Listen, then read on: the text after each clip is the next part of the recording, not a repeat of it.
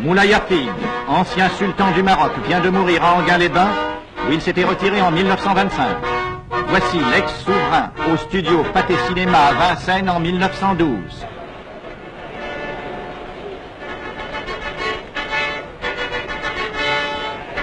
Moulay Hafid disparaît au 25e anniversaire de l'institution du protectorat français au Maroc. C'est après, dans son palais, que fut signée par lui le 30 mars 1912 la convention franco-marocaine. Elle fixait le principe de réformes reconnues indispensables pour affermir la souveraineté du sultan, rétablir la paix, faire renaître la prospérité dans le pays. La plus grande misère régnait alors sur l'empire chérifien, livré sur la plus grande partie de son territoire à des désordres sanglants. Le général Lyautey, nommé résident général au Maroc, mit aussitôt en œuvre de puissants moyens pour occuper et pacifier le pays.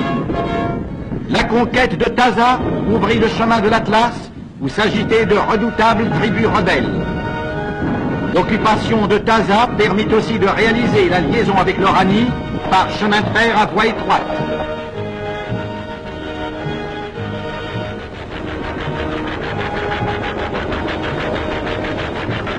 La Grande Guerre obligea le général Lyautey à réduire ses effectifs.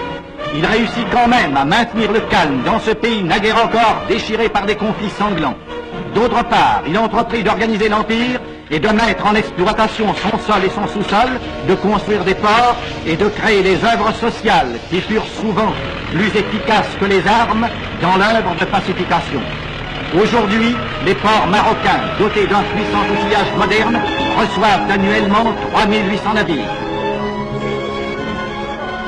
Plusieurs barrages ont été construits pour l'irrigation et l'électrification du pays. Cette électrification se développe à un rythme accéléré. De nombreux trains sont mus électriquement. Le réseau de chemin de fer en service atteint une longueur totale de 2700 km et des lignes nouvelles sont en voie d'achèvement. Les ouvrages d'art d'une hardiesse qui fait honneur au génie français ont été construits. Le réseau routier dépasse 6700 km. Le nombre d'autos est proportionnellement plus élevé au Maroc que dans la métropole. 10 millions d'hectares ont été défrichés et mis en valeur par la collaboration franco-marocaine. Le Shtel compte à ce jour plus de 12 millions de têtes. De nombreuses usines ont été créées pour l'industrialisation des produits du sol et du sous-sol. Des villes modernes ont surgi en quelques années au centre des régions les plus riches du monde.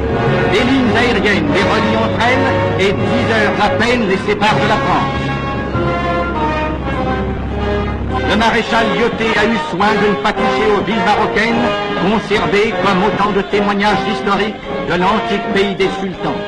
Sans toucher aux coutumes ni aux mœurs des indigènes, la civilisation française a réalisé une transformation presque miraculeuse. Le sultanat a retrouvé son prestige et rétabli sa domination.